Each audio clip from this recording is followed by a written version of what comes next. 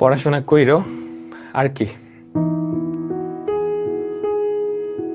পড়াশোনা করতে হবে, আর বেশি দিন সময় নাই। খুব ভালো করে পড়াশোনা করো, নিজের সর্বোচ্চটা দিবা, স্বাস্থ্যটা ঠিক রেখে, স্বাস্থ্য ঘুম এই দুইটা জিনিস ঠিক রাখবা। আর যে যে ধর্মেরই হোক না কেন, ইবাদতটা ঠিক মতো রেখে বাকি সময়টুকু একদম ধুমায় পড়াশোনা করো। অন্য কিচ্ছু টাইম নাই এখন, কিচ্ছু টাইম নাই, অন্য কিচ্ছু না। ফেসবুক স্ক্রল, বন্ধুদের সাথে আড্ডাবাজি, কোনো টাইম নাই, কোনো টাইম নাই, বুঝছো? বাকি পুরাটা সময় পড়াশোনা দাও। আর রিভিশন দিতে হবে।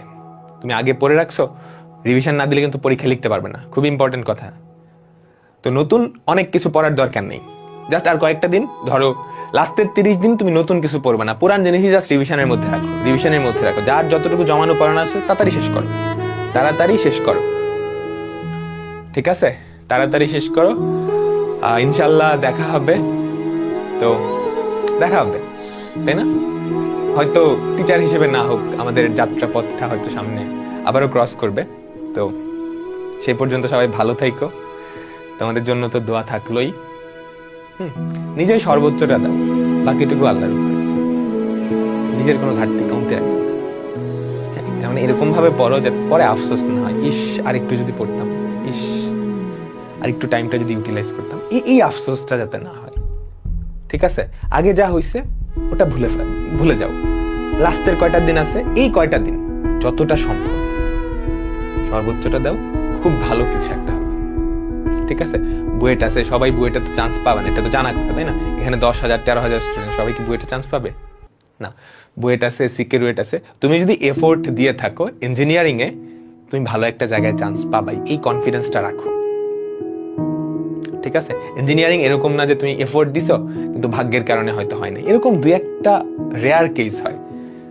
বাট তুমি যদি এফোর্ট দিয়ে থাকো, ইঞ্জিনিয়ারিং এ নরমালি চান্স হয়ে যায়। যারা চান্স পাওয়ার মতো ওরা সবাই চান্স পায়, ওরা সবাই চান্স পায়। হয়তো বুয়েটে হয়তো টপ কয়েকজনের হবে, টপ 1200-1300 জনের হবে। পরে তো আছে সিকিউরিটি আছে না, তুমি একটু বড় হও, 4 বছর, মানে বুয়েট আর সিকিউরিটির ডিফারেন্সটা আসলে তুমি 4 বছর পরেই বুঝতে পারবা। মানে ভর্তি হওয়ার পরের 4 বছর তোমাদের একটু বেশি, মানে বেশি সুবিধা না, আমি যেটা বলবো ধরো মানে একটু থাকবে আর কি, 4 বছর।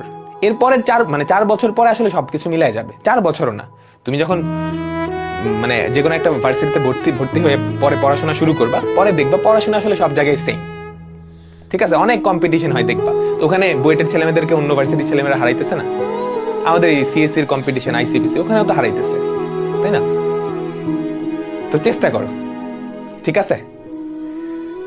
তো এই ছিল তোমাদের সাথে আমার জার্নিটা। তোমাদেরকে মিস করবো, তোমরাই আমার ফার্স্ট অ্যাডমিশন ব্যাচ, যাদেরকে আমি লাইফে পড়াইছি। আর তোমাদের যখন পড়ানো শুরু করি তখন আমার টার্ম ফাইনাল পরীক্ষা চলতেছিল। যারা বুয়েটে চান্স পাবা ওরা টের পাবা টার্ম ফাইনাল কি জিনিস। তো আমি আসলে অনেক প্রেশার নিচ্ছি, হয়তো নিজের সর্বোচ্চটা দিতে পারিনি, কারণ আমি এখনো স্টুডেন্ট, তো বুঝতে পারতেছি আমার নিজের পড়াশোনাটাও চালাইতে হয়, তোমাদেরকেও পড়াতে হয়। তো আমি যতটুকু সম্ভব আমি চেষ্টা করছি আমার পড়াশোনার মাঝে মাঝে তোমাদের পড়াইতে। তো এই ছিল, আল্লাহ হাফেজ, আল্লাহ হাফেজ। প্রিলি টপকানোর টিপস, ম্যাথমেটিক্স টিপস খুবই সহজ। তুমি ক্যালকুলেটর হ্যাক সিরিজটা খুব ভালো করে দেখো, ক্লাস নোটগুলো দেখে যাও, প্রিলি হয়ে যাবে, প্রিলি হয়ে যাবে। যারা ক্যালকুলেটর হ্যাক্স দেখছো ওরা বুঝতে পারবা, আমরা ক্লাসের মধ্যে যে অঙ্কগুলো করাইছি ম্যাক্সিমাম ক্যালকুলেটর দিয়ে সলভ করানো দেখাইছি, কিন্তু ক্যালকুলেটর হ্যাক্সে। ওকে, তো প্রিলিতে আর সিকে রুয়েটে ম্যাথমেটিক্সের জন্য ক্যালকুলেটর খুবই ভাইটাল একটা রোল প্লে করবে। তুমি যদি কনসেপ্ট আর ক্যালকুলেটর হ্যাক্স ঠিক মতো বোঝো, কমসে কম 50% অ্যান্সার করতে পারো, 50% মার্কস শুধু ক্যালকুলেটর দিয়ে। চিন্তা করতে পারো? তো ওই সিরিজটা একটু ভালো করে দেখো। আর আমি যেই চ্যাপ্টারগুলো নিছি ক্লাস নোট দেখলেই হবে, আর আমি ক্লাসের মধ্যে বেশি অঙ্ক করাইছি তো অনেক একটু ফাস্ট হয়ে গেছে, তো জাস্ট ক্লাস নোটটা দেখলেই হবে, রিভিশনের জন্য ক্লাস নোটটা দেখলেই হবে, ঠিক আছে?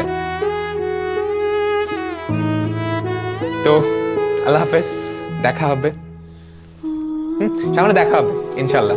তো সেই পর্যন্ত সবাই ভালো থেকো, আমার জন্য দোয়া কইরো, হ্যাঁ আমার জন্য দোয়া কইরো, তোমাদের জন্য তো দোয়া থাকবেই। আল্লাহ হাফেজ।